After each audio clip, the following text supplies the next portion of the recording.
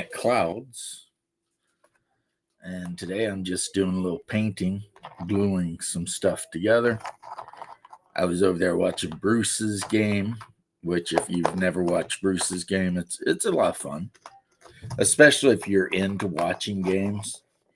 Um, which I'm not, but I do try to log on and watch the Bros games when I can, just out of I don't know, a certain sense of camaraderie, loyalty. I don't know what it is. So unfortunately, and I know Bruce don't take this in any negative way. Yeah, I just can't watch other people's streams too much, like live plays. But it has nothing to do with his skills at DM, which I think is really good. It just has to do with I can't do it. I mean, like I can't watch Critters. I can't watch any of it. I don't know. I've always been the kind of person. I'm the same with sports. I've always been the kind of person that would much rather play a sport than watch a sport. I mean, all throughout school, I played baseball and stuff like that. And, me and my buddies, we always used to get together to play baseball and whatever. So, in the sand lot or whatever. In Kentucky, it was always basketball. Horse, because we didn't have enough room for a full court or anything. So, it was always playing horse. What's up, James Lowry? How you doing?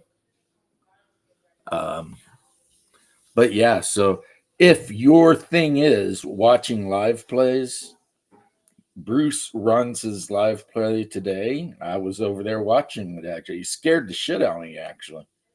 Because I heard him say something about this is in remembrance of Connell, the cigar DM.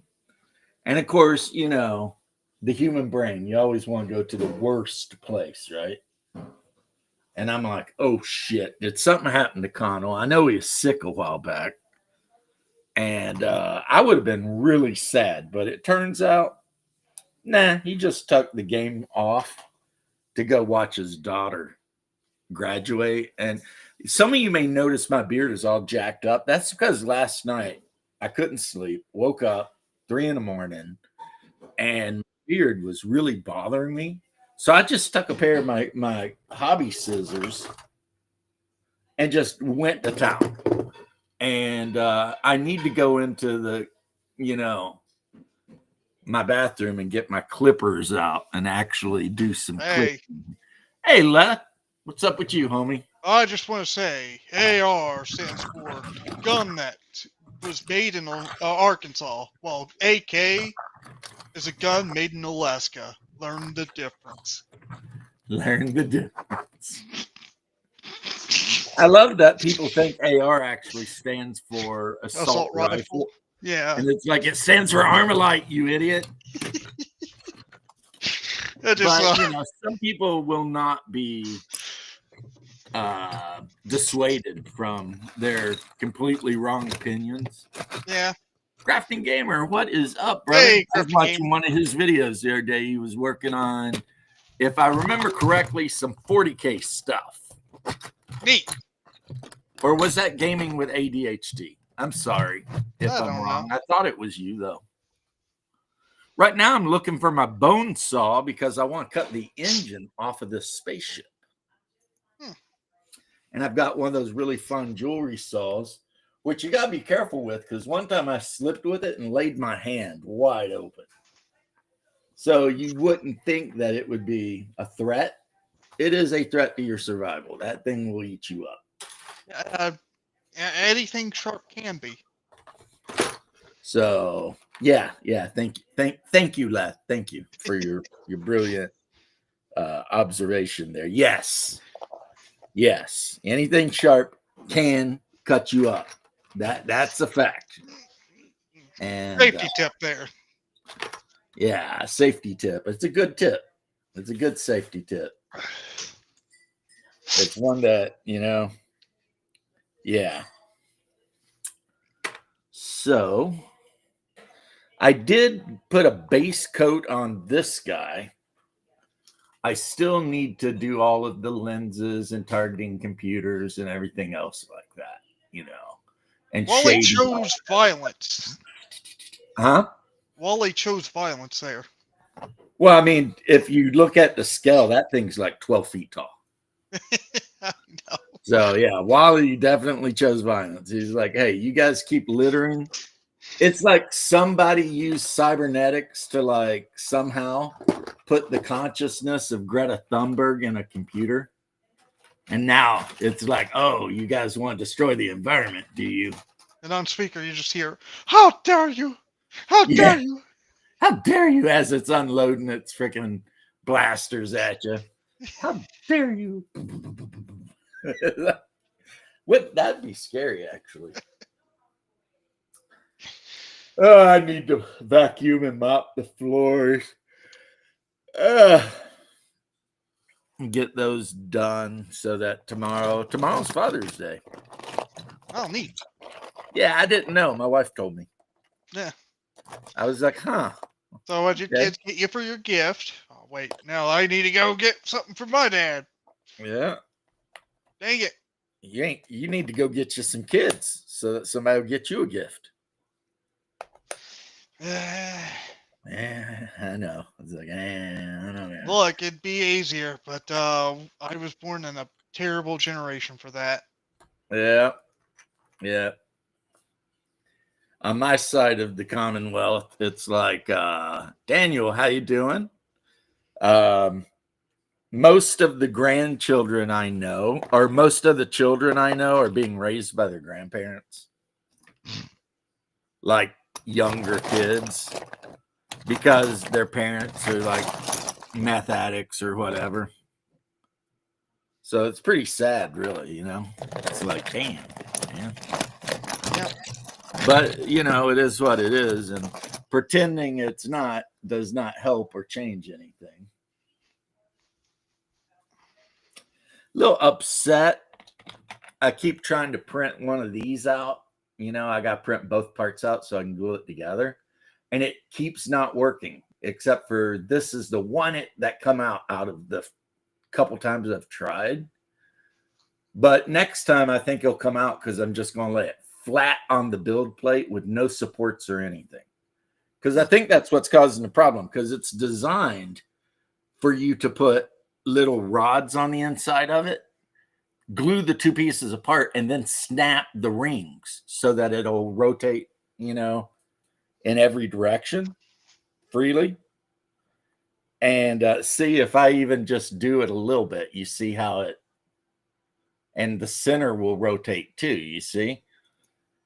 And if you don't know what that is, it's the gravity drive from the Event Horizon. Ah, okay. And I have the Event Horizon here, but of course, that long, super fine neck of pipes, when I tried to break it out of the supports, broke all the shit. Irreparable.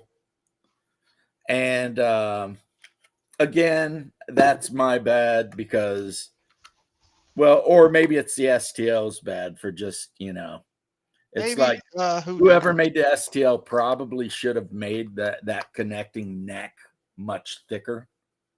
So what I'm going to do is cut this guy off just before the engines and put something together so that we've got the creepy looking Starship, except it'll be a lot more solid and everything.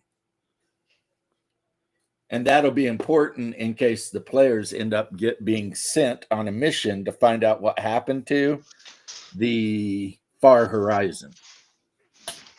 That's right. The Far Horizon. Having nothing to do with any events that may have happened on a horizon. I need to work on getting an STL for the SSV Normandy. SSB Normandy. Well, I mean, I already showed you my collection of Japanese and American ships, haven't I? Yeah, the SSV Normandy isn't a battleship. It's a spaceship from Mass Effect. Yeah.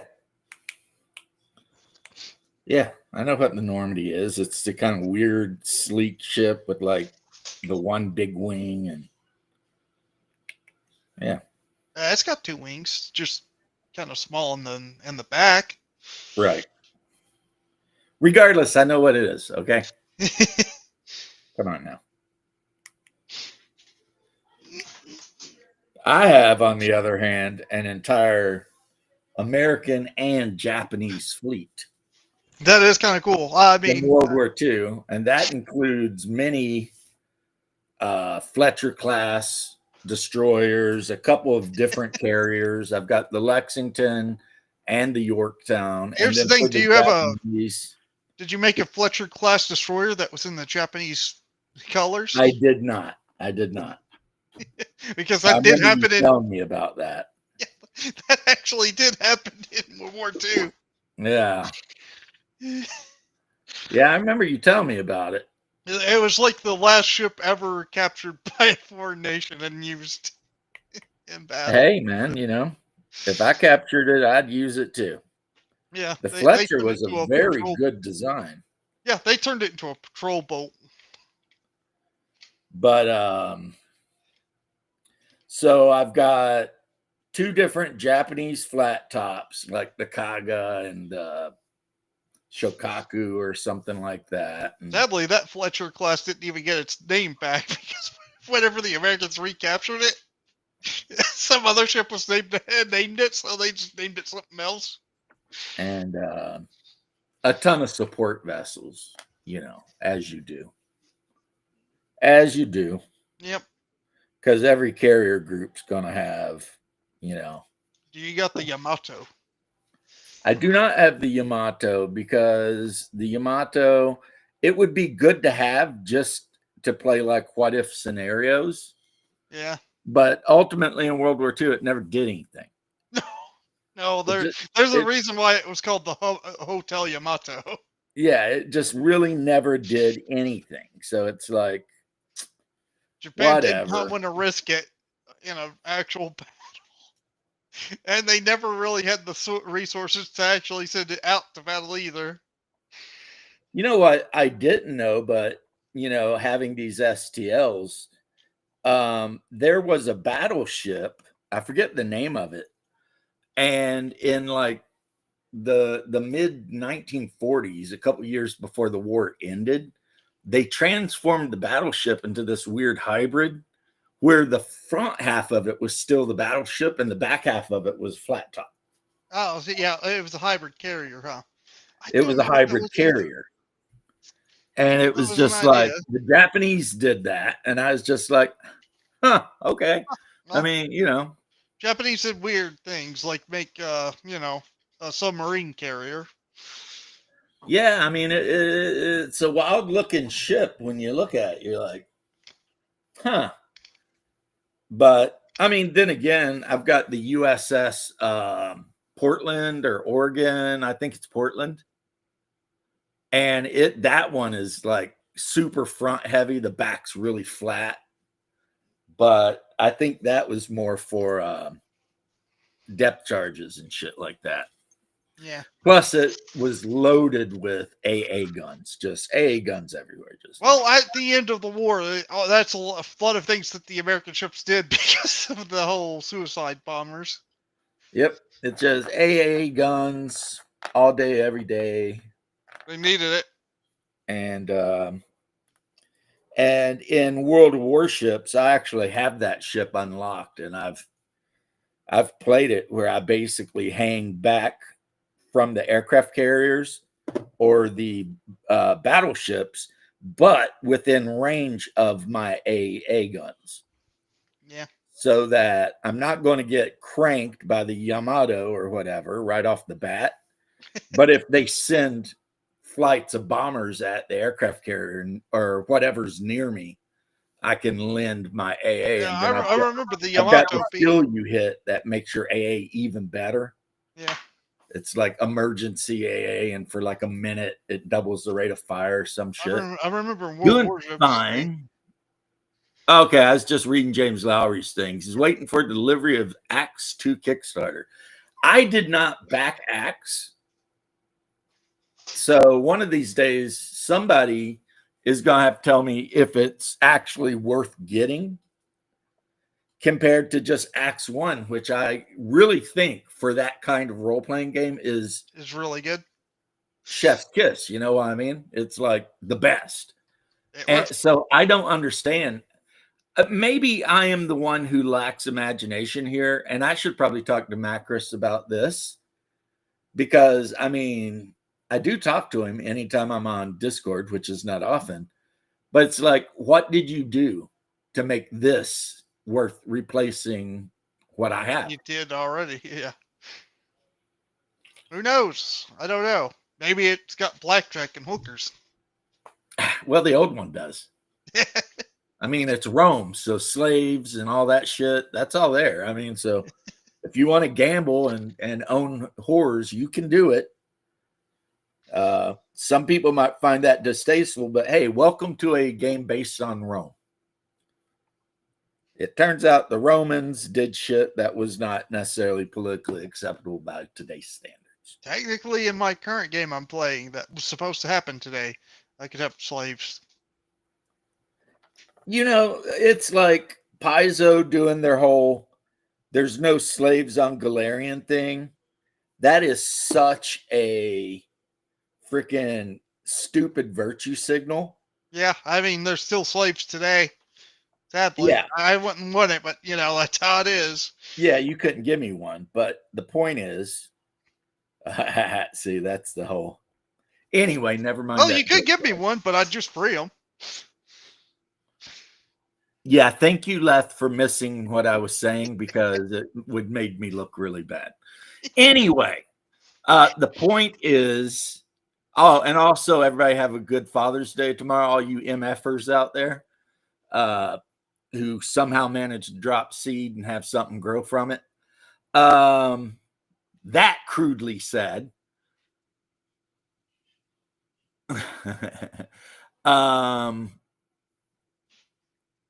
So basically, Paizo wants us to believe that orcs, goblins, hobgoblins, etc., do not take slaves. Right? Is that what they're trying to say? I mean, I guess. I don't know. Maybe I'm wrong, but it's just like, if that is what they want me to buy into, I'm sorry, but I cannot buy into that. Slaves are bad and gay. Because it's like, yes, we all know slaves are a bad idea, and owning slaves is not a great thing to do. But you know, orcs, hobgoblins, etc., are evil, and hobgoblins basically enslave everyone and everything they encounter. That really is kind of their MO. They're like, oh, look, something that's not me. Into the shackles, bastard. And count your lucky stars. You're not just getting 8. You know what I mean? It's like they'll work you to death, then eat you. So, you know, good stuff, right? So this whole thing that game companies are doing where they're trying to, oh, there's no slaves in our game. It's just so stupid. It really is just dumb. It's like, if there's no, and I know other people have said this. I think even my bro Double D pointed this out, right? If there's no slaves in the game, then there's no slaves for the PCs to free. So that's one less heroic thing a group of good PCs could actually do. Yep. Because you tuck it away by fiat. You know what I mean? And that's not necessarily a great idea. You know, you kind of want the world to be ugly and dangerous, because then the players, unless you play the game with a bunch of douchebags, have the opportunity to at least try to make the world better. Or worse, depending on their point of view.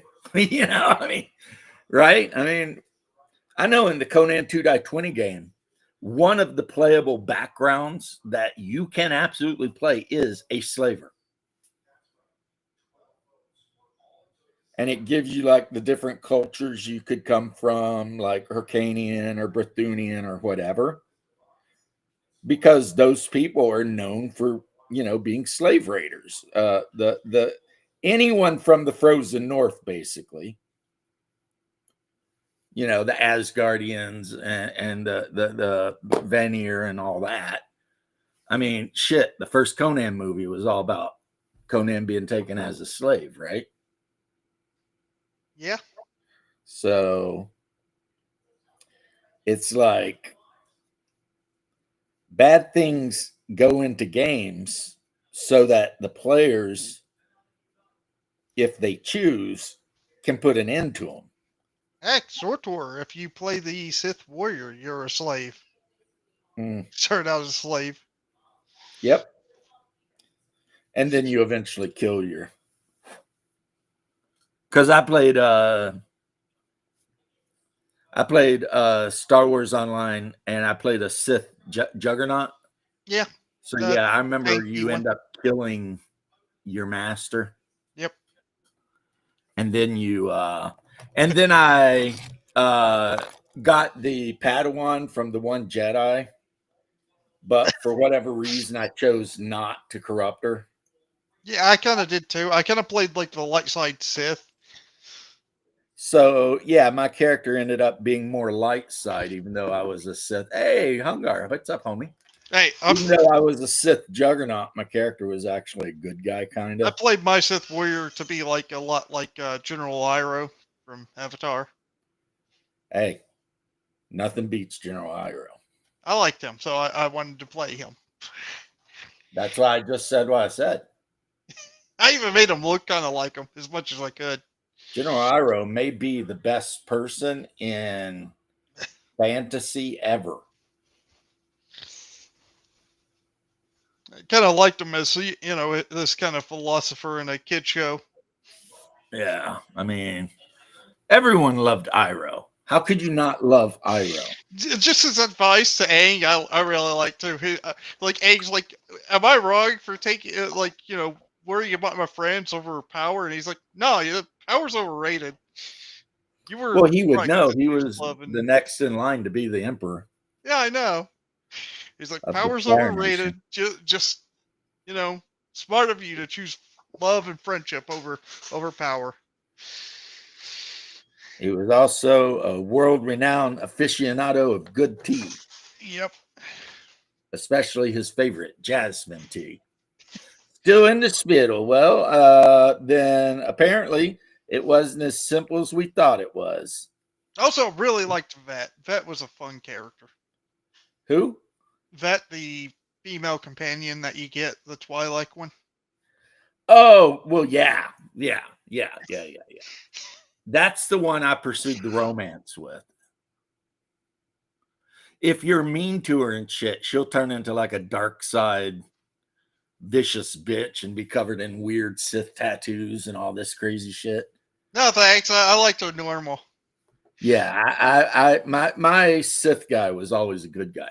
I did play a bad guy though. I made a Sith Marauder, and that's the dudes that dual wield, and Yeah. he was straight up evil. Like I chose every evil choice. I think the closest to evil I played was probably my gunslinger that I made as a smuggler.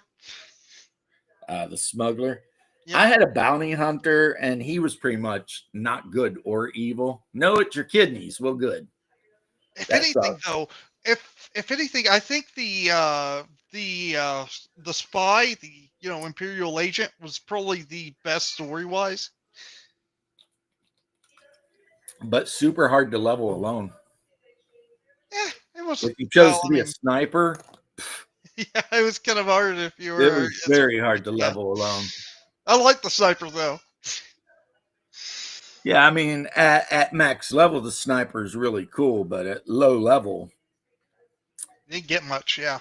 yeah, I mean, you shoot something, and if you don't kill it before it runs up on you, it just beats you to death. And you stand there with the stupid look on your face while It it was does. probably worse whenever your companions couldn't be changed to whatever you needed. Right. Oh God, that would have been terrible. I played the sniper like after that update, so it was a lot easier for me. I started at the early whatever, and I created a guild. I forget what server because they merged them all, but it was Yeah. called Rage. And I was the guild master. And the first month the game was out, we had like 150 people. By the second month, we had like 20. My first and probably hardest character to play was probably the consular. Yeah, but you hear what I said? Yeah. We had 140, then we had 20. And it wasn't because of bad guild leadership or not running raids and people leaving the guilds. No, It it was was. like so many people got their character to max level and just quit the game. Yep. There wasn't much to do I've never early seen anything like that in my life. It was like, well, I'm max level now, I'm quitting. And it would just be like, wait, what?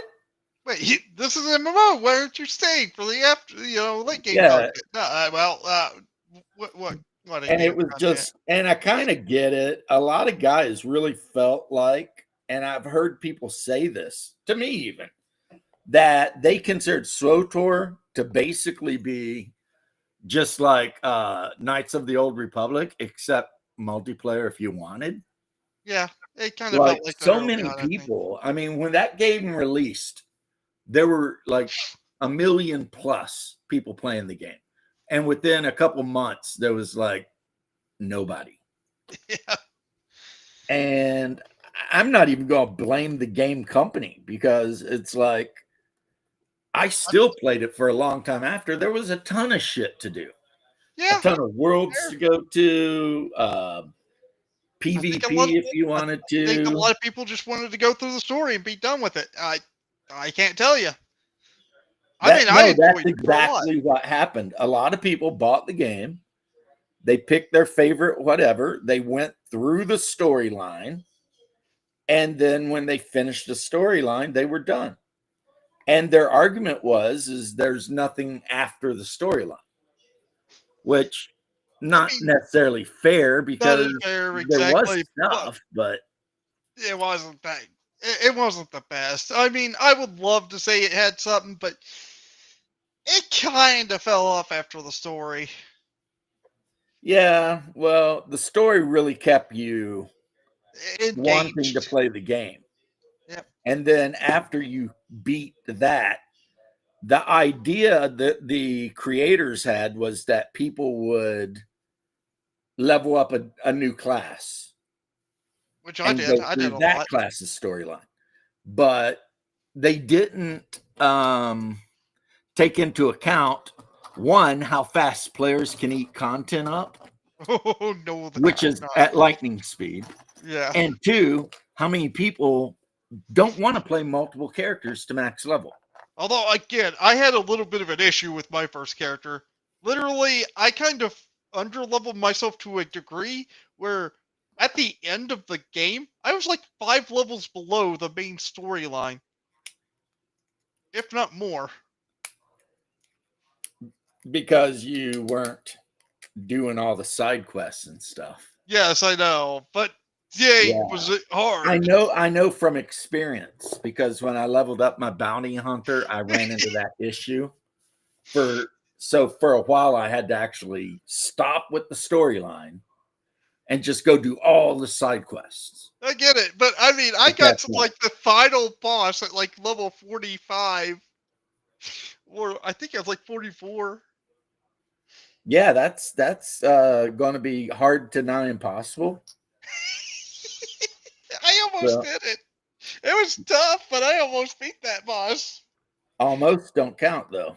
I know, but I mean, you gotta say that is pretty good to get even that. And for me as a juggernaut, I had to fight like 2 Trandoshan bounty hunters. Transocean, yeah. Like all kinds, Tradoshans or whatever. I had to fight all these guys just to get to my master to fight him. And it was just like, ugh, you know? I think the worst class. So I went and leveled up is what I did. I was like, the soldier from the Republic. I never played a single Republic class. Fair. The I Republic played Soldier, I a just did bounty not like. hunter to level 5 and a very, very high PvP rank. But then again, there for a while, the bounty hunter was super OP, especially the missile he could fire at you. That thing was beast mode, right?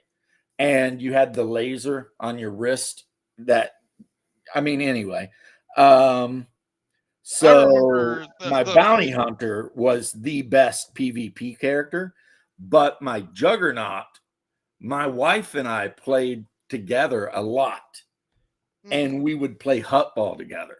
And she played a Sith Inquisitor, a Twi'lek Inquisitor, the ones that can like pull and push and all that. Yep. So like I would be running with the ball, she would be up on the scaffold, and she would pull me up on the scaffold. And then if somebody tried to stop me to get a goal, she would push me into the goal. So, I mean, it's a powerful combo. We pretty much dominated Hutball.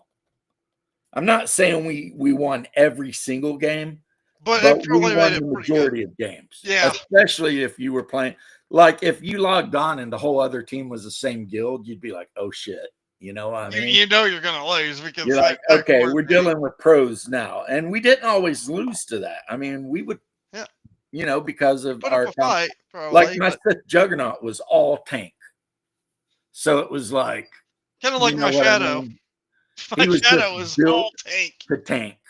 And it was like, so if I got the ball and she was running around throwing the odd hill and summoning me in, you know, to where she was, or dragging me with her force pull and shit.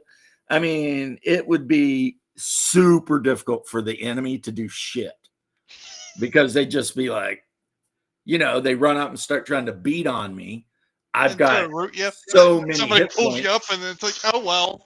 And then all of a sudden I'm up on a scaffolding running, and her character was really fast, faster than mine. Mine was like pum pum pum pum. But and then later on, I did all the quests. I ended up getting all the Revan armor. So my character was dressed just like Revan. I even had the purple lightsaber, which was cool. My Jedi Shadow kind of dressed up like a Sith Inquisitor. Yeah, her character just had the leather robes, and her skin was red, but had the black. You know the Inquisitor armor. I think it was like the Inquisitor armor they had in the original promotional stuff. Like you'd see the purple with the shoulder pads. That's what my character wore most of the time.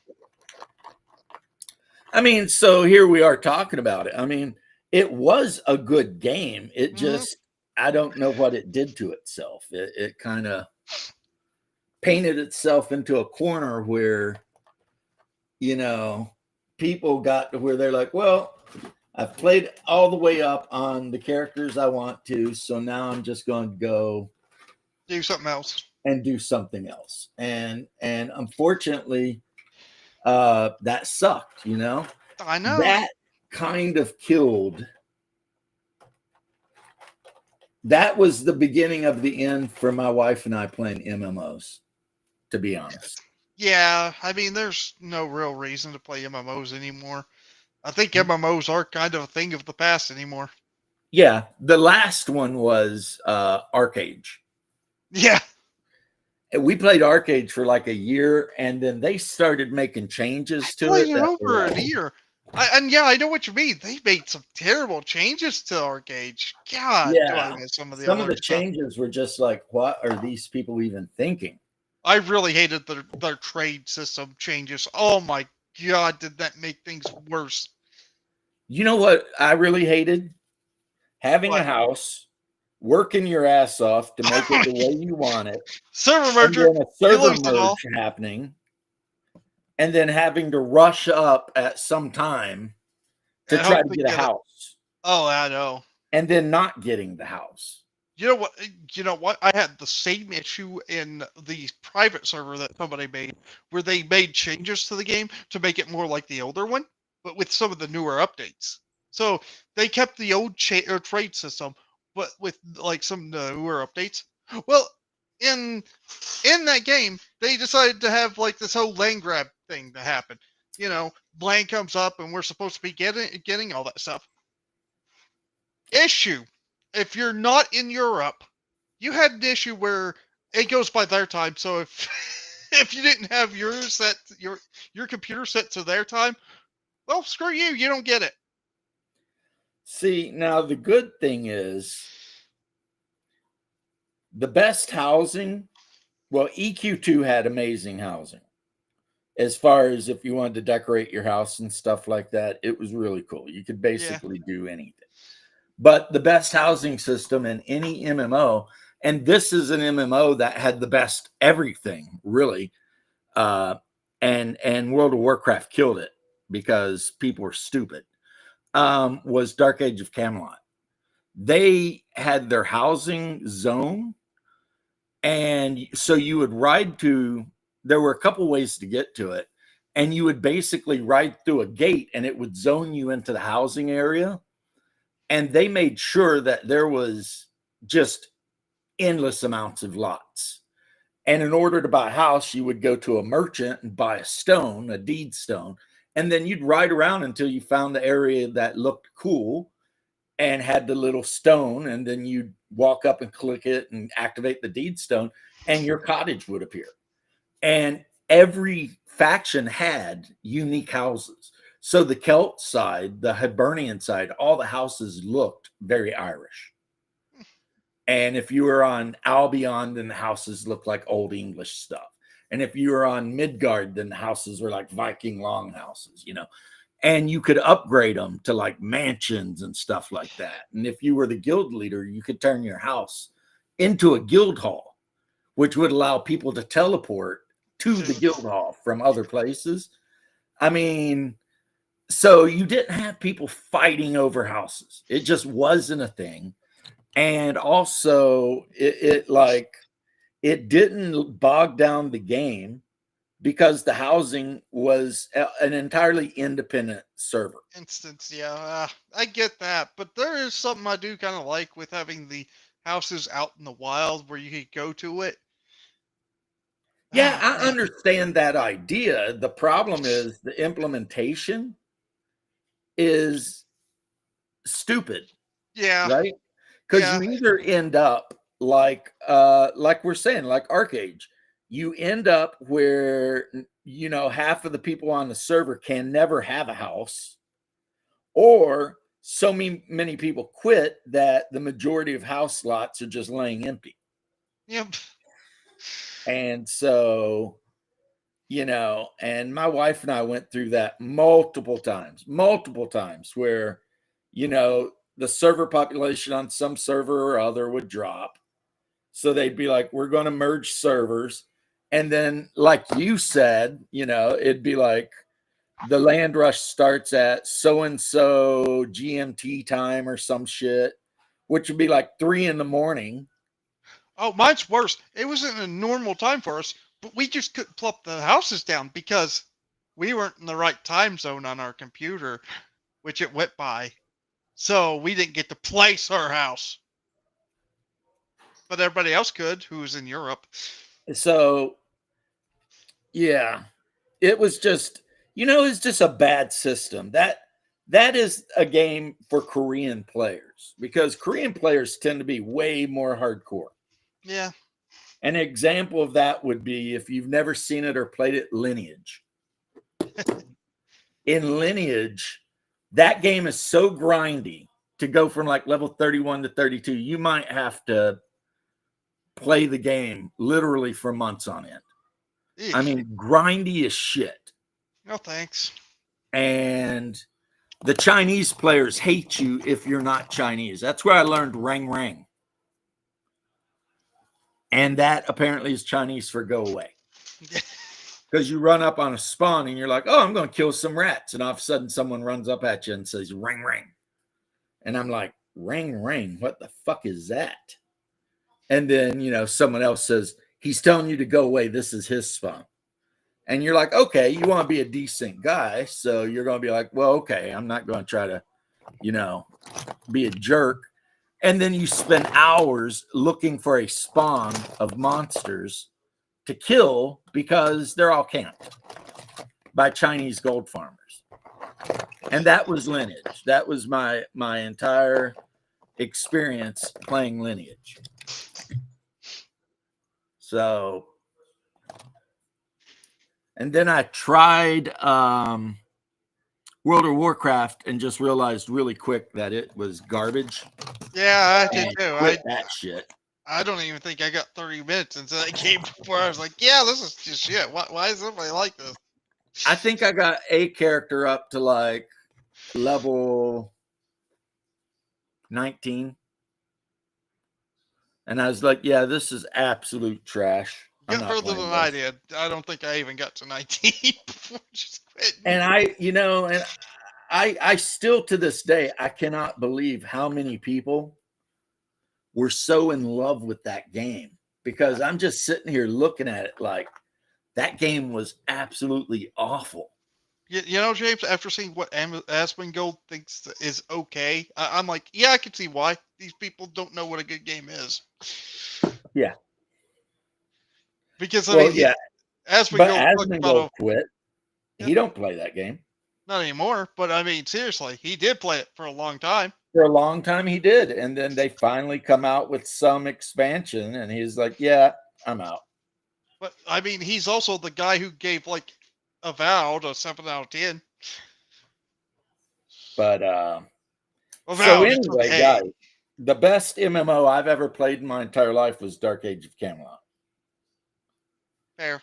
And that is the game that I look back on and I'm like, God, I wish somebody had the balls to just don't change the rules, upgrade the graphics if you want to or not.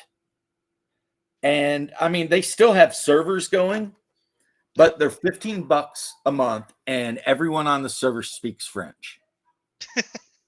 Because I logged, like, my character still exists. My badass max out, champion, hero, he still exists. I was a Celtic hero.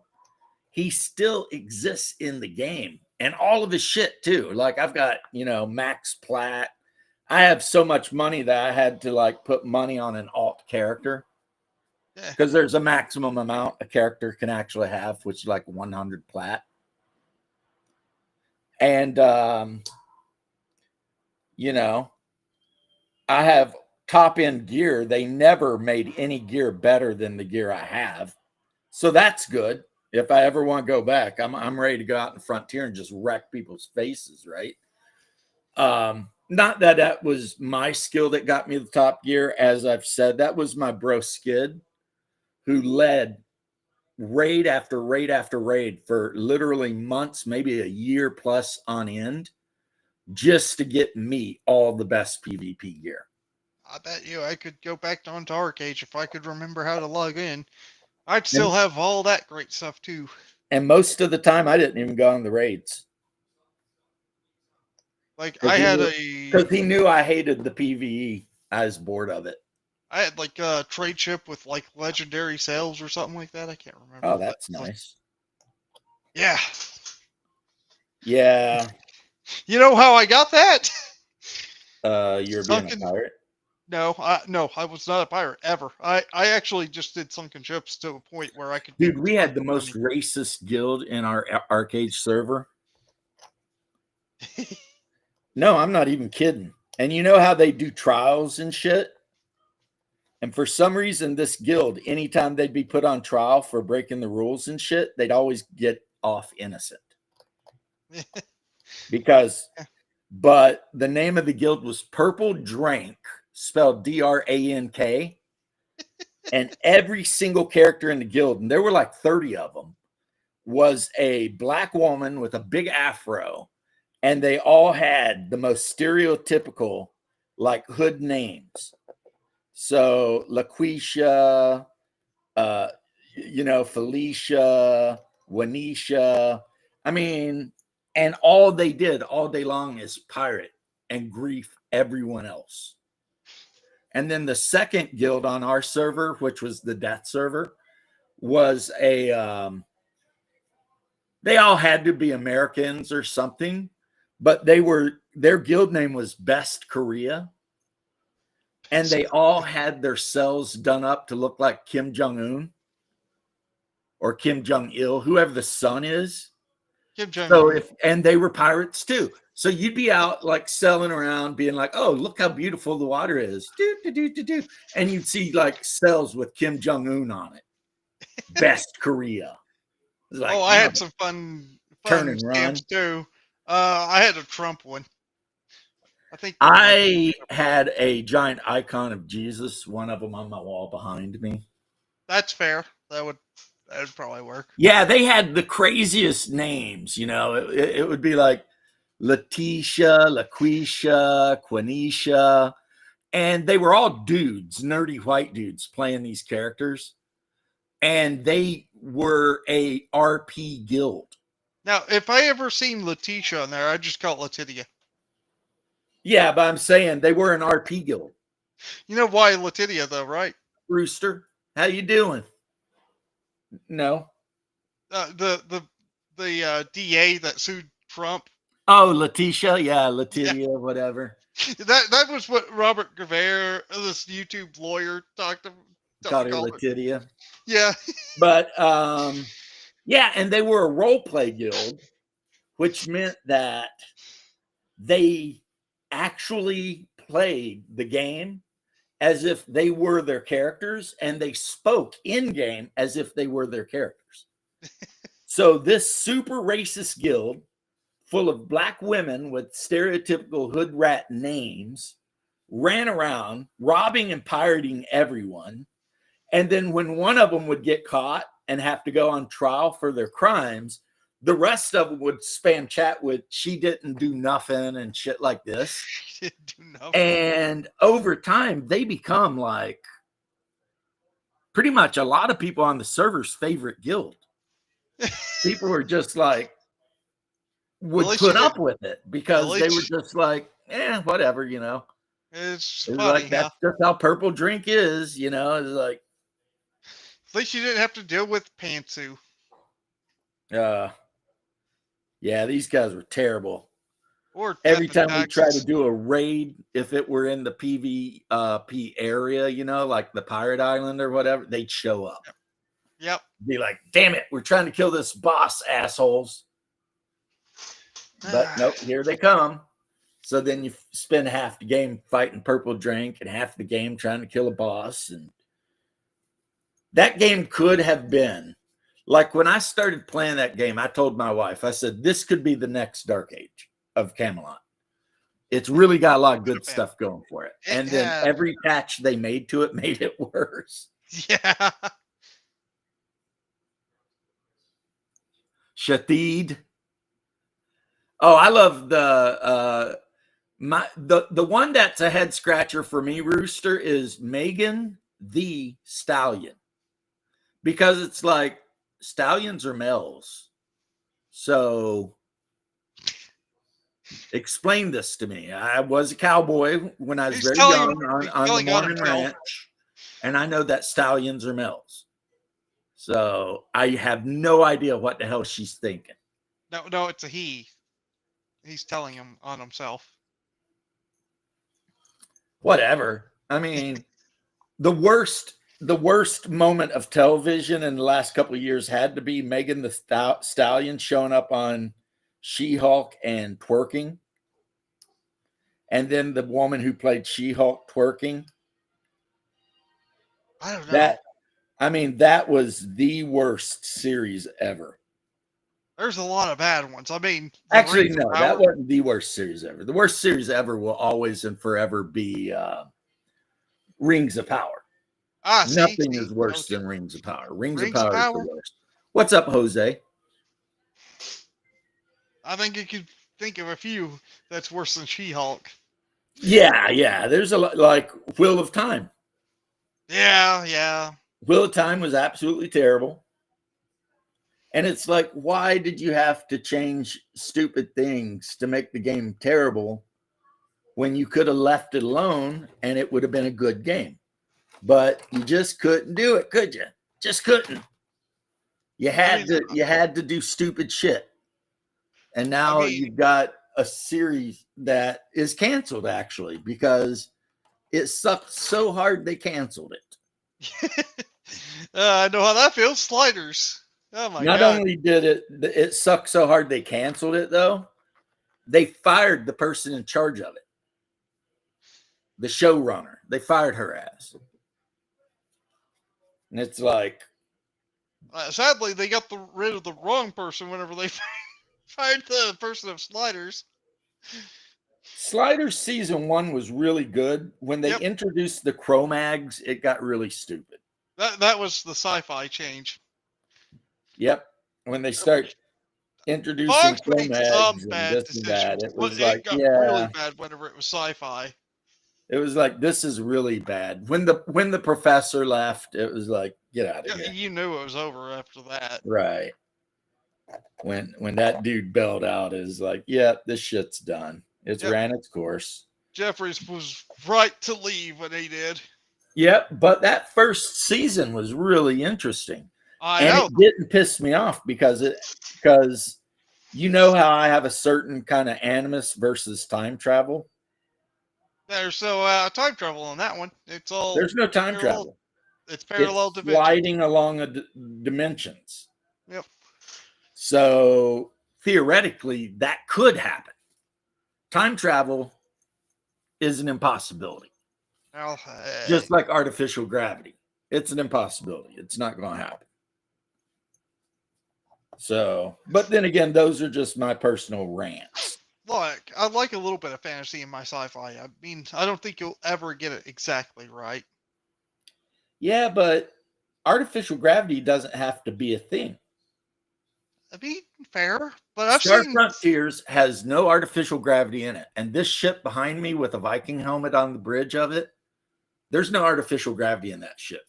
fair. So the idea that ships have to look like airplanes flying through space, I'm not 100% Yeah, Quantum sure Leap was who came up definitely with that. better, but that's only because they could have had a better consistency, I'd say. Somebody actually said why they did it.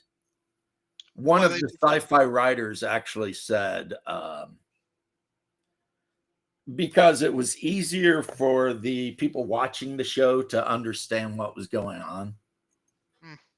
So that's why, like Flash Gordon and all that, you know, all the rockets and everything are the way they are. Yeah. Because it's like, whatever, right? But then you watch The Expanse, and there's no artificial gravity in The Expanse.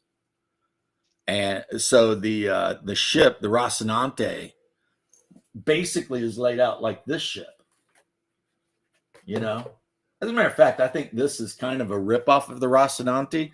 And the company that sells these STLs sells two floors or 3 floors down here that literally turn it into the Rocinante.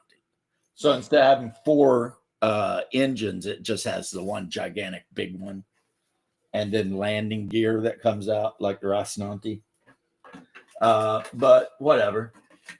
This will be fun if we ever play sci-fi, because I'll break down each level and lay it on the table. And then, okay, put your character where it is. You know? Like, Fair. are you in the bridge? Are you in the airlock room? Are you in the gunnery section? Are you down Gravity low? is not artificial. You either have it or not. Yeah, there's no artificial gravity. You just have it or not. Exactly. And the only way to have gravity is to be near gravity well. And gravity wells are only created by mass affecting space-time. So, you know, all of these shows where they're pretending they have like Earth level gravity on a ship, it means that they have somehow figured out a way to trick space-time into believing there's an Earth-sized mass somewhere in the ship. Earth or more. Well, depending Depending on on how the much- gravity you want. I mean, Earth Yep. is considered the normal for us because we Yeah, no. judge everything by us. I mean, if So you you're hate from, Star Trek, huh? now in Traveler 2300, if you're an American, you can play a person with what they call the King, DNAM. So wait, James, you hate Star Trek then, right? No, I like Star Trek, but I still think that the whole, you know, their whole hand wavium, you know, Star Trek does two things I don't like, actually. It has artificial gravity and faster than light speed within normal space, except Star Trek at least has the good sense to explain it.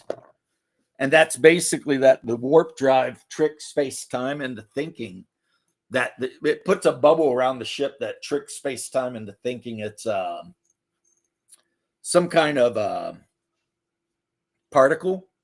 I forget the name of it, but then this particle we're talking about can go faster than the speed of light. So as long as the universe around the bubble of the ship thinks the ship is one of these tachyons, I think is what they are, then it can go faster than the speed of light without, immediately just getting whacked by Einstein's theory, right? So they did at least break that down, but they have never explained artificial gravity. And we can just ignore Enterprise. Star Wars never explained artificial gravity. And you want to know something crazy about Star Wars, right? It's more fantasy than fiction. Yeah, but I'm going to tell you something crazy about Star Wars. What's Star that? Wars jump drives cannot enter jump if they're too close to a gravity well, right? Yeah. The Imperator class Super Star Destroyer is so big it would create its own gravity well. Imperial 2, yeah, fair enough. Which means that, no other ship within 100 diameters of that ship could jump. If they were going by their own logic, yeah. If they go by the rules they set for themselves. And the way I found that out actually was I understand that, Jose, but watch, if you get a chance, watch The Expanse, especially the first 4 seasons. It is a hard science sci-fi show set in a near future time. There's no artificial gravity. As a matter of fact, the belters, the people who live out on the belts and shit, over generations, they have become so tall and skinny that if you bring them to Earth, it's literally agonizing punishment for them to be under the effects of full gravity because they have, adapted to microgravity. It's a really good show. My favorite character is the sociopath. And that's a true story. There's a character in the show that actually turns out to be a good guy, but he has a mental issue where he cannot feel empathy or anything. So he always hangs out with this woman. And anytime he's not sure how to react, he looks at her and she kind of gives him the hint on whether he should, pursue extreme violence or not. Oh, I'm sorry, bro. Well, at least you prioritized me. So much love.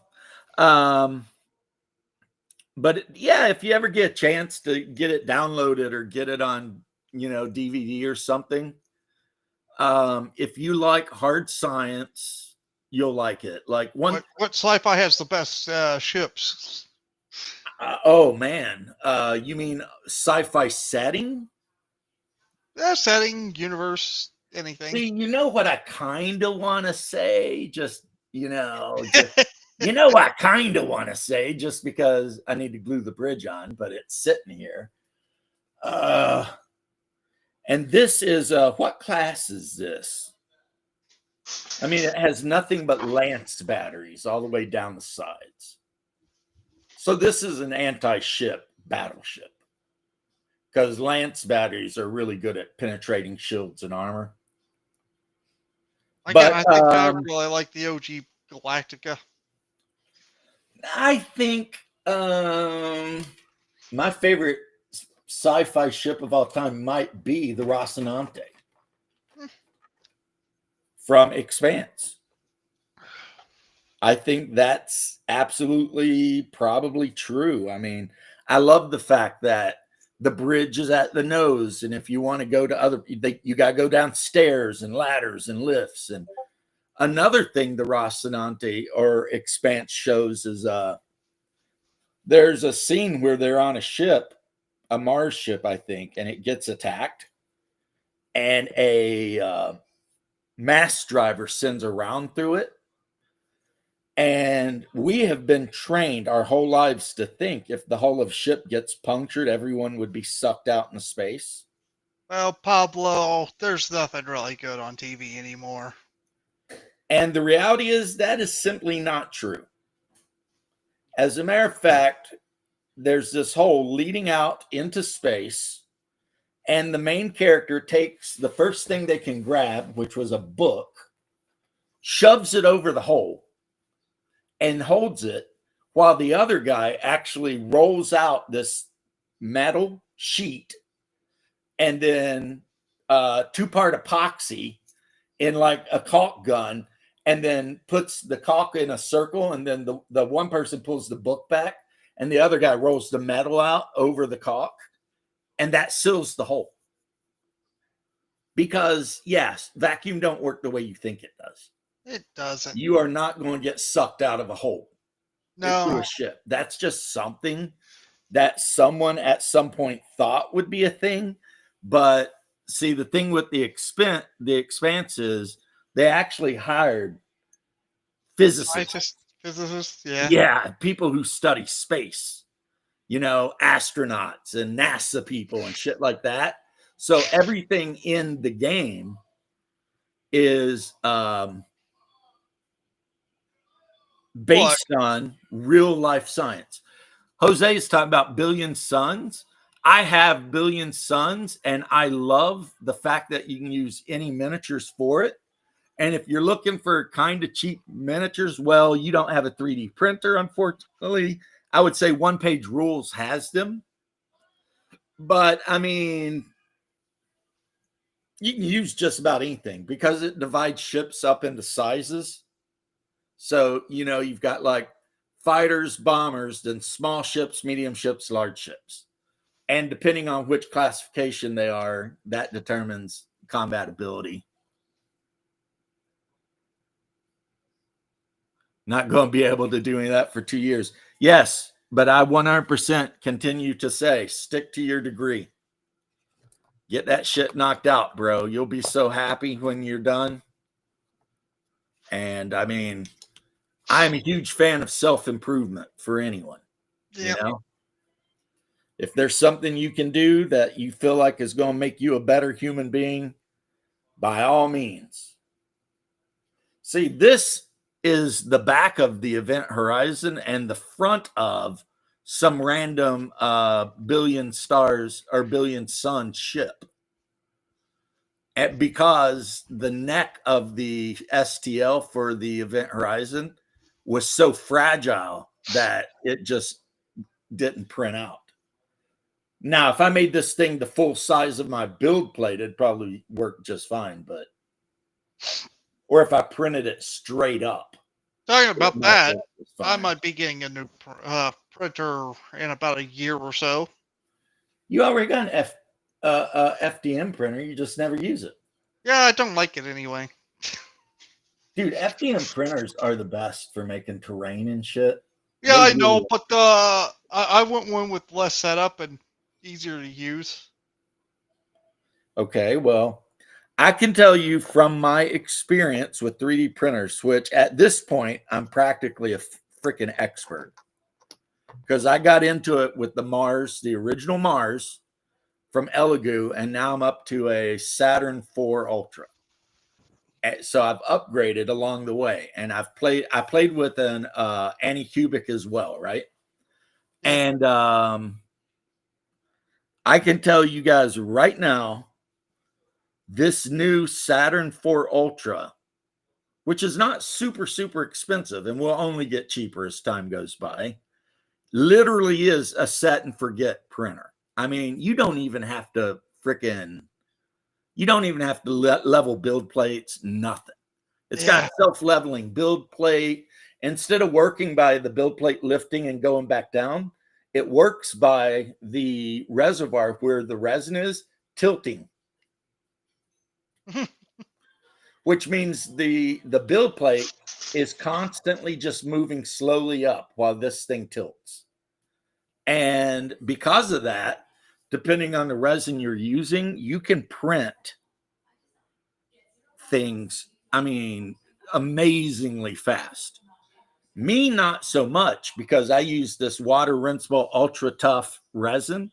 So I had to set the exposure time for every layer to 6 seconds, which is 3 times longer than normal resin. So, but even with that, if I print like a D&D, like a 28 mil scale D&D character, it takes about an hour and 30 minutes. Whereas if I were using normal resin, just your everyday average cheap ass resin that you need isopro alcohol to do the thing, clean and everything, it could probably print a build plate full of D&D figures in about 30 minutes. But then you would have a bunch of figures that if you dropped them on the ground, they'd shatter like glass. And when I'm building things that I intend to play with, You don't want it to shatter like glass. I like them to be, at least somewhat flexible and not shatter like glass. Yeah, exactly. Exactly, homie. It would kind of suck if you printed something out and then after a little bit of playtime, oh, there it goes. It's gone. I am. So anyway, Jose, I didn't show you this, but I will since you're here. I still need to do all the targeting and detail stuff and do the wash. But this is, a big HK robot I built. Super Wally's going to terminate all those litterers. Wally will terminate all of those polluters. Wally has had enough of that. And actually, it's supposed to look like this with laser cannons on the side. But what I did is I printed out the remote station that Humvees use to mount 50Ks in. And I just used those. So if you look really close at it, you can see that this is just the remote setup for an M250 cal. So, but yeah, just imagine the music, the dun dun dun dun dun, and this thing rolling over skulls. Dun, dun, dun, dun, dun. See some movement, and one of these arms go.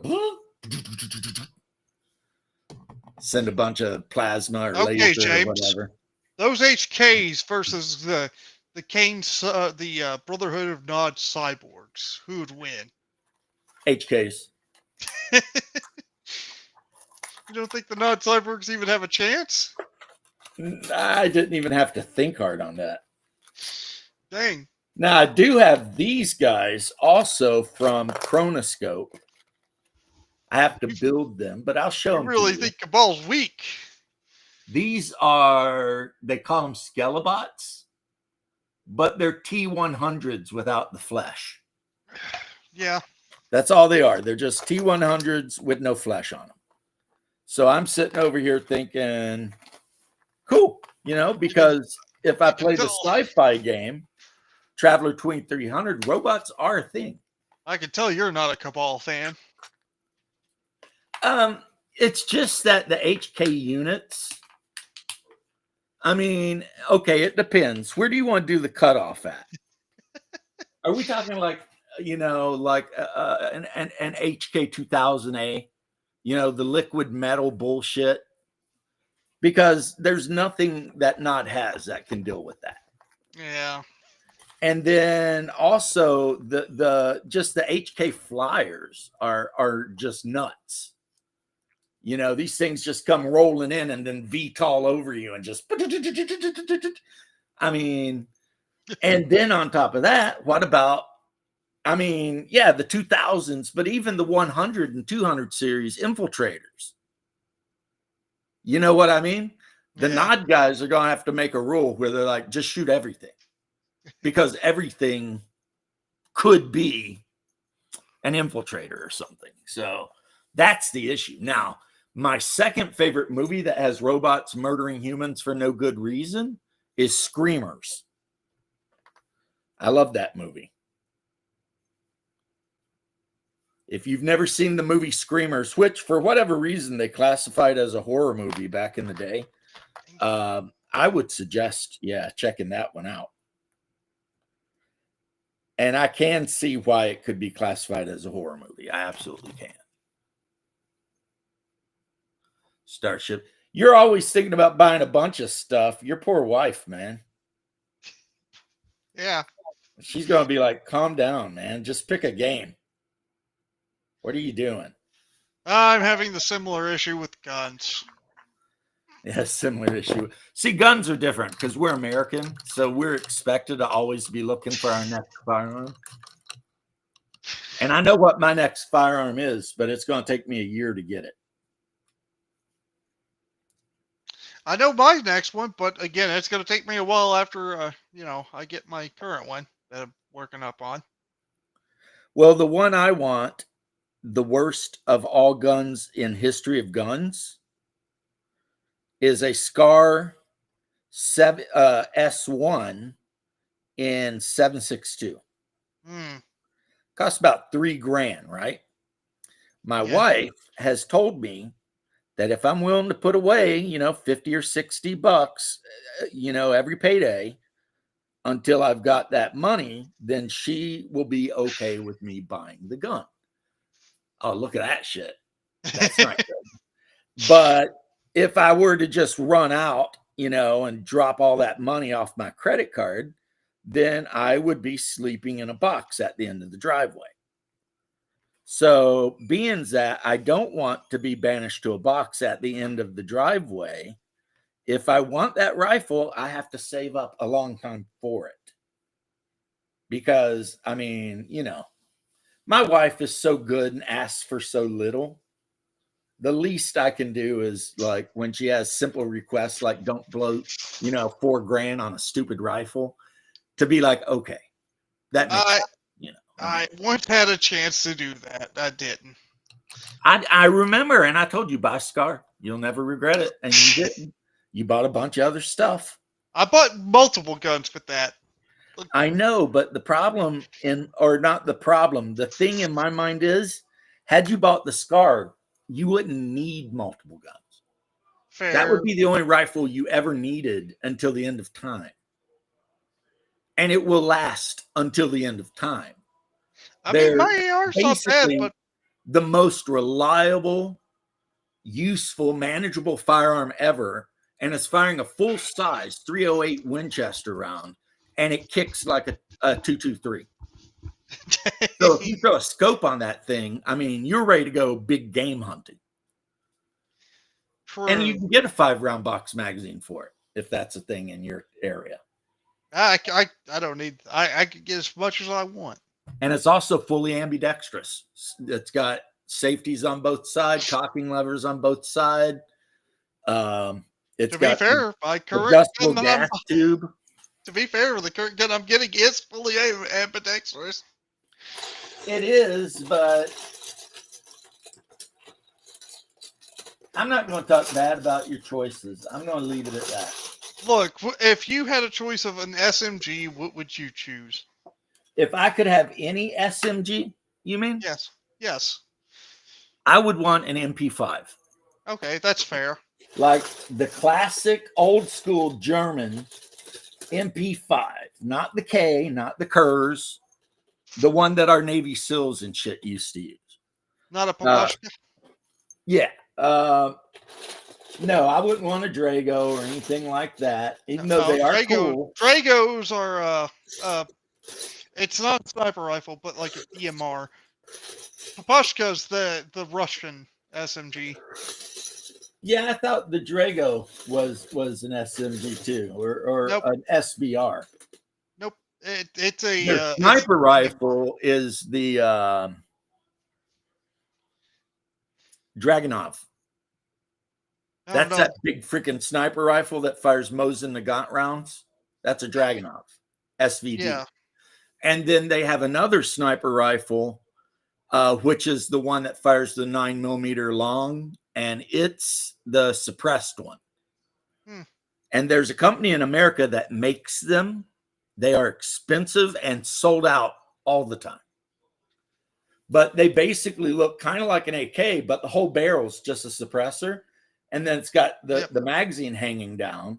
Oh, yeah. And it fires 9 by like whatever. It was Makarov, I think. subsonic rounds. No, yeah. No, these are Subsonic rifle Makarov. rounds in 9mm, but they're subsonic. Yeah, I know what you're talking about now. Yeah, I was. And they Yeah. use them as SBRs because they're so quiet that Yeah. a sniper in a ghillie suit can crawl up within 100 yards of you and just start eating you up with this thing. True. And you won't even hear it, you know? I forget the name of it though. But I did look it up, and yes, there's American companies that make them. However, if you want the full blown with the suppressor, then you have to have that I tax know. point. Yeah.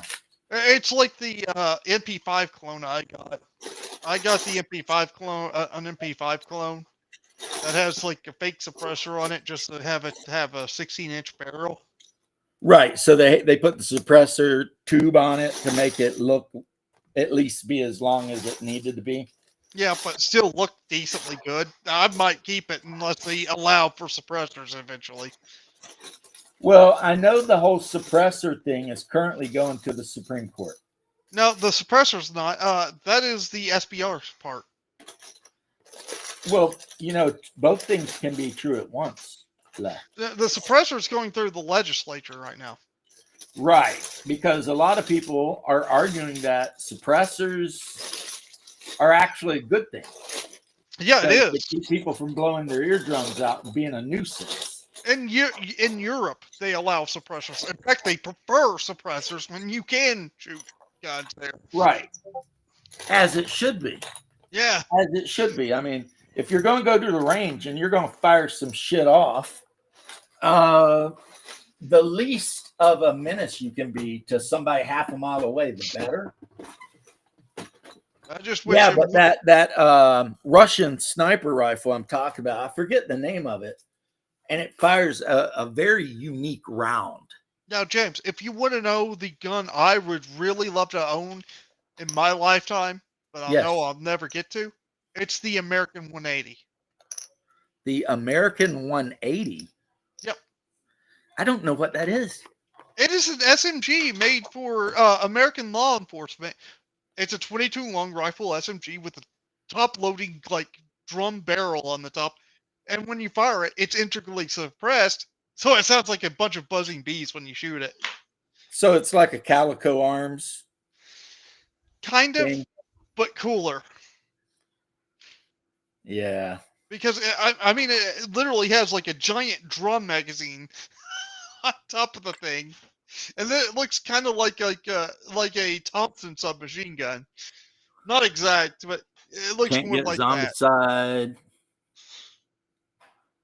I lucked out and I bought the Firefly board game before I guess it went out of print. Because now if you try to buy anything for that board game, people want hundreds of dollars. But when I got it, it wasn't that bad. And I've got STLs to print out all of the different ships from the Firefly universe so that everybody doesn't have to use a Serenity class freighter. They can use, you know, some of the other pilots' ships. Cabal Online. That's kind of a cool. It's a slow game. It takes a long time to play, but it's fun. But yeah, you're doing all these missions for people, and the whole time you're hoping the Reavers don't show up and, you know, reave you, because no one wants to get reaved. So, which is apparently when somebody kills, grapes, and eats you, and not necessarily in any specific order. Jose basically went to Luger. The only two guns I would buy are Han Solo pistol and Stormtrooper pistol. Well, I mean, the heavy blaster, which is what Han Solo used, is a broom-handled Mauser. Yeah, it's a broom-handled Mauser. And the Stormtrooper pistol was like a P-38 or something, doctored up. So kind of like the gun that James Bond used. Oh, yeah, that. I was trying to Um, remember what my papa had. He had a certain specific metal handgun. I cannot remember what it was called, but I think it was. And just FYI, because no one ever explains this unless you've read the books and you're a nerd like I am, blasters work using a certain kind of gas to Yep. project particles at you at very high speeds. So if you're a Battletech fan out there, like some Jose's I know, it is a PPC. That's what it is. There is a laser component to it, but the laser is just to superheat the particles that it then shoots out. There are lasers actually in Star Wars. Boba Fett has one mounted to his forearm. And you see it in one scene where he uses it to cut something, but they're not super commonly used. I don't know why. And yeah, so that's why blasters have magazines. The magazines are full of some kind of, it's like taberno gas or something. And, so you lock it in and that gas is used for the particle projection. But pretty much any kind of energy weapon you can think of exists in Star Wars, as well as any kind of slug thrower too. Like shotguns are still not unheard of. People still use shotguns. Slug throwers are still a thing, But the thing with the blaster is because there's next to no moving parts in it, they're cheap to make and they never fell. You know what I mean? That's kind of the thing. That's why blasters are so common. Because they're inexpensive and they never fell. Even though there were slug throwers that people used against the Jedi at one point. Yeah. But the problem with the slug throwers are they fell sometimes. And they have a lot of moving parts, maybe. But a blaster has no moving parts. The problem with lasers are they're delicate. If you've got a laser rifle and somebody runs up and tries to hit you and you block it with the laser rifle, you throw all the lenses out, and now your laser rifle is pretty much done. It's a fragile weapon because it, relies on a powerful energy source to focus light through a bunch of lenses to do any damage, See, this is why Mass Effect had the better guns. Mass Effect just had like guns. Kind of. They actually worked a little bit different than real guns. Well, Traveler, regardless of which version of Traveler you're talking about, whether you're talking 300 years in the future, actually at this point 275 years, or 10,000 years in the future, the most common firearm in colonized space is a 9mm pistol. But yeah, Mass Effect, they kind of had the, I think it was basically shooting superheated metal at people. Or something like that. I can't remember. That's pretty crazy. Like a Gauss rifle? Kind of. It was weird. They had a reason why in the first game they had like unlimited ammunition. It just like needed to cool down. They called them thermal clips. And then there was a game I think I played where they had a weapon called a needler. Halo. And you basically just loaded a solid block of some kind of plastil ceramic stuff into it. And when you fired the weapon, it shredded that block into little shreds and shot it at super high speeds. Again, that was Halo. Needlers were Halo. Yeah, that's kind of neat. There are needlers in Star Frontiers, except the rounds don't kill you. It's the poison on them that typically kills you. Oh, nice. I'll have to look and see because I want to get the expansion that adds the other part of the board to it because I've just got the basic one. And my niece for Christmas last year bought me all of the money. So I've got a big wallet full of Serenity money. You know what I mean? So I should make a special rule around the house since I have that. I get to start with it. But no one would go for that. You know, but it's a cool game. You basically have to Serenity, you're looking for jobs, you're trying to avoid reavers and entanglements, and you have to have spare parts and fuel to even go places. So it's a lot of resource management because it's like, okay, I want to go from this moon to that moon, but it'll cost me so much fuel. Do I have it? And if I don't have it, can I buy it? And fuel prices can be different from one world to the next. So yeah, it's like Traveler, the board game, except Firefly. And yeah, in Firefly, the most common weapon is just a rifle. I mean, Mao, that blaster Mao has, that thing shoots like rounds, I believe. And the rifle that Jane had, the one he called Velma or whatever, I mean, that thing was just a full-on assault rifle. But see, Traveler, my dear friend Leth, in the late 70s, early 80s, explained why 10,000 years in the future, people would still be using, 5.56 automatic rifles and shit. And it was basically this. They're really cheap. That's it. That's the end of that. That is where that story ends, my friend. That's what Mark Miller said. Why are all these, basically 20th century type weapons still in such common use 10,000 years in the future? It's easy to make. And the answer is they're really cheap. Yeah. And you can build them basically anywhere. And you can have a world that has, like a low level of technology, like Afghanistan. Jose said something about that Firefly thing. That. But yeah, so you can have a world with the tech level of Afghanistan that can make auto rifles. And against anything but a power armored space marine, an auto rifle is all you need. You know what I mean?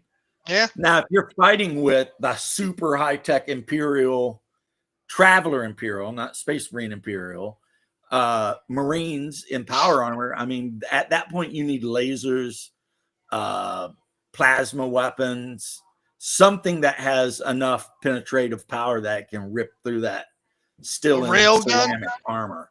Rail guns, Gauss rifles. But the problem is all of that super high-tech shit can only be built on super high-tech worlds, and there's not a lot of them. And think about this. The Imperium of Man has like 10,000 inhabited worlds, right? Yeah. But only about 1,000 of them are of a high enough tech level that they could build starships, laser rifles, whatever. And the rest of them go down from there. So you could have some worlds like Dynam in the Jewel sector that literally has a domed city, and the whole rest of the world, there's nothing on it because it's vacuum. And the only reason the domed city's there is because they're mining heavy metals. And at one point, when all the heavy metals are gone on the world of Dynam, they will leave. That'll be the end of that, So why worry about having all this super high technology to build starships and shit when effectively you're a mining colony? That's just what you are, All you do is mine. Why have super tech? Well, I mean, in 2300, the deadliest weapon really that a man can carry is a man-portable plasma gun. But in order to actually use one of those, you have to be wearing protective armor. Because if you were unarmored and you fired that plasma weapon off, it would cook your face right off. Like literally the skin on you would just melt. Because you're looking at the heat of the sun coming out of the tip of a barrel, 30 inches away from your face. And I think there's a lot more repercussions than your face. You have to wear power armor. And the other negative is plasma guns are very, very heavy. and typically only have 5 or 6 shots before you have to, replace the fuel cells and shit. The positive is wherever the round hits, it explodes like a freaking missile launcher. So, they're really good. Pretty much in 2300 warfare, plasma rifles are used as squad support weapons to take out bunkers and shit like that. But they're dangerous to mess with, and deadly for your friends around you too. Very rare, not typically used. The American in 2300, in the American arm of the colonized space, the most commonly used weapon is the M499. And to be brutally honest, it just looks like the rifle the Colonial Marines and aliens are carrying. And it even comes, the military version even comes with a 30 millimeter grenade launcher underbarrel. It fires 9x44 millimeter ball ammo at ROF4. So yeah, burst fire and auto fire. Where's my HKG-11? I want that. HKG-11. You know what? I mean, if it were possible, I wouldn't mind having like an AK-12, an AK-10, like one of the newer makes of AK. And there is an American company, which is Kalashnikov US. So you want an AKM, huh? I have one in 7.62, but it's an older one. You need 5.45. That's a newer one. Oh no, the one I have is 5.45. Yeah. The Serbian one is the one that's 7.62. Yeah. The Zastava Arms. Yeah, Zastava is the one I noticed the most, and it seems to be one of the cheaper ones. Yeah, they're actually really good, though. I mean, some people talk. I'm not saying they're bad; they are Arms, cheaper, but they're actually pretty good AKs. Like, if I was going to get one, I probably would have to get the Zastava, because if not, what the heck? Why is the AK so expensive?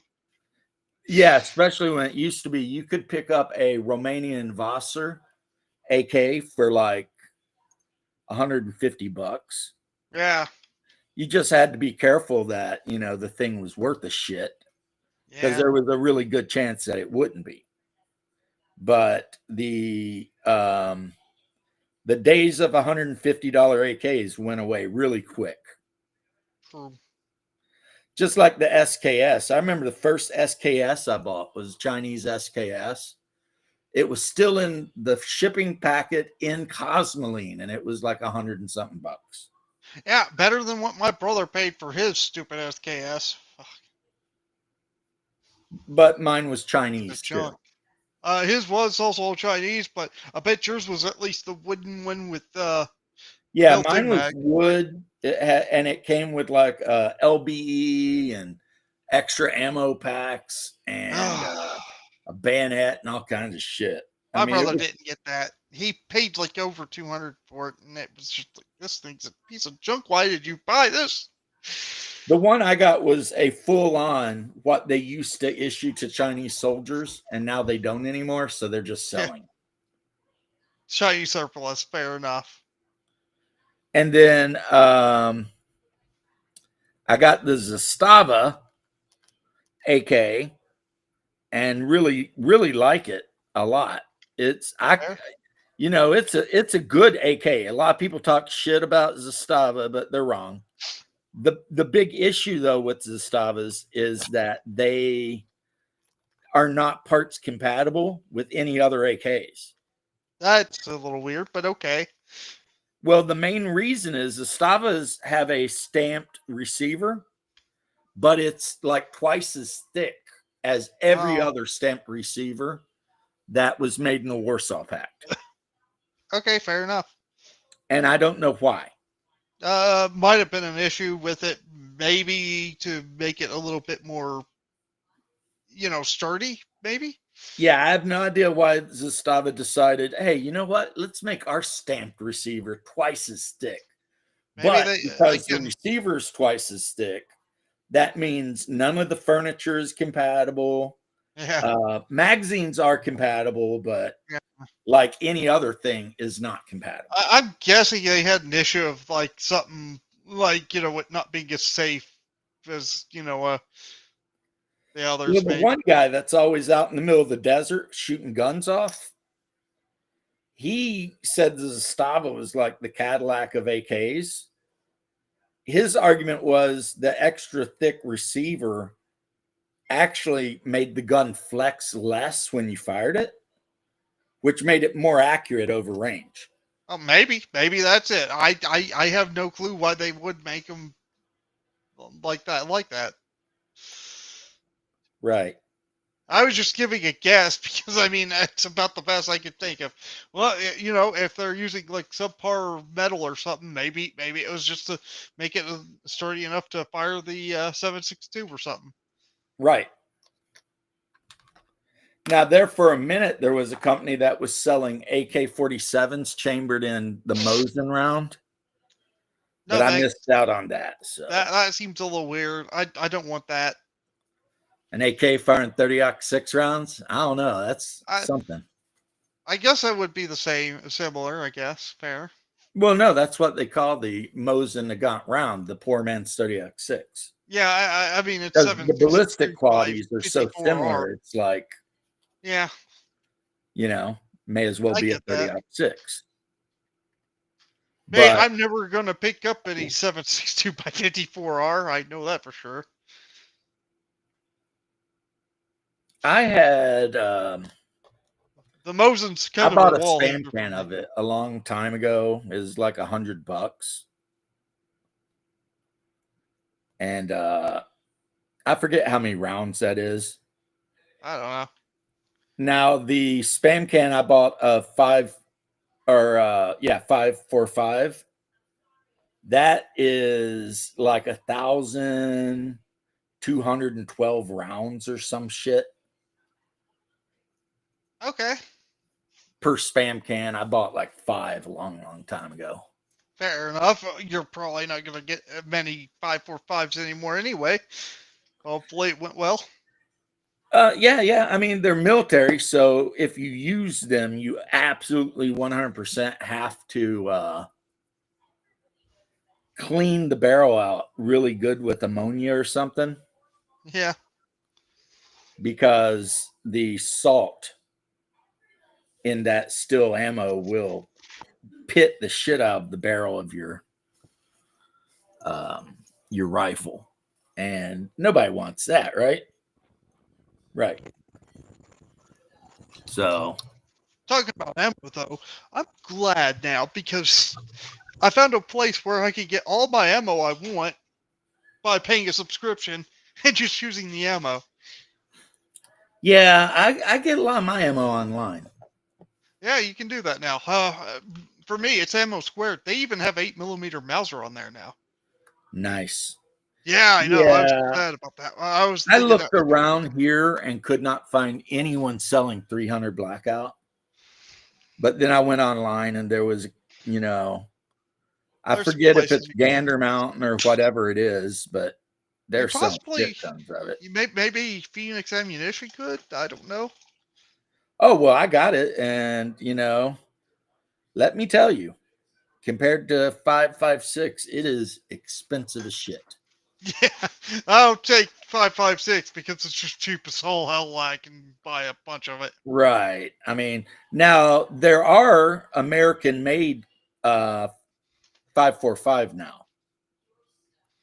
So, I mean, the idea that if you don't buy surplus ammo, you're screwed, not necessarily true, because Hornady is making some Now really good 5.45 by 3.9. Phoenix But Ammunition. again, it's expensive as hell because, Yep, there's 300 Blackout Phoenix Ammunition. Wonder how much. Oh, they're sold out.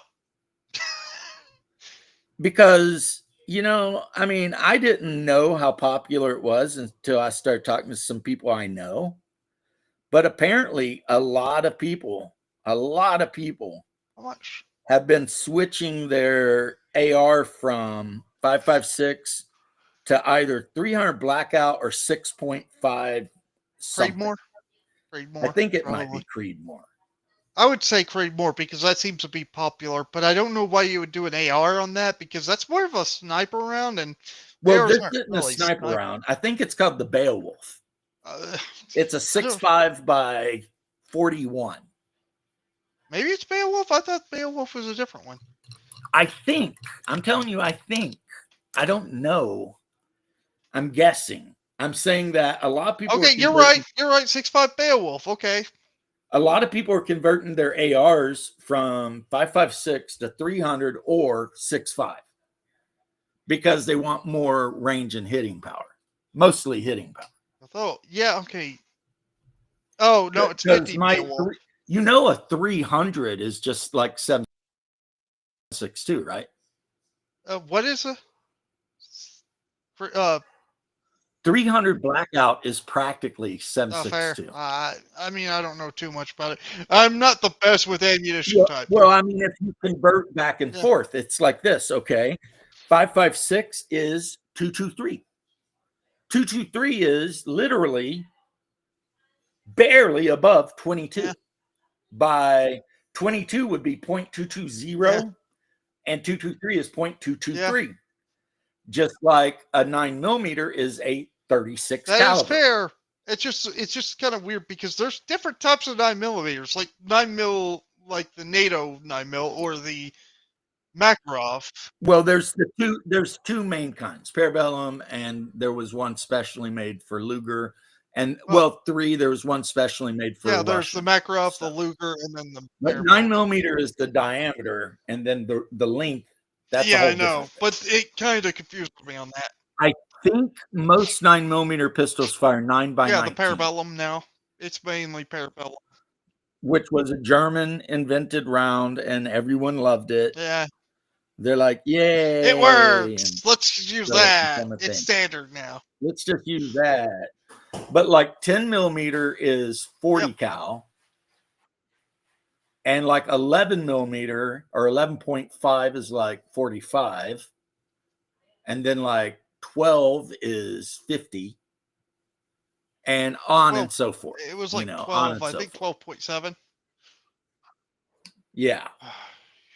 I get it, but it confuses me because there's so many different types of ammo. It gets confusing. Yeah, let me see here. Well, it is 9:45, and I still got to get these floors done, so I better get out of here. I'll see you then. I'll catch you later, Leth. It was a good chat, though. All right, bye.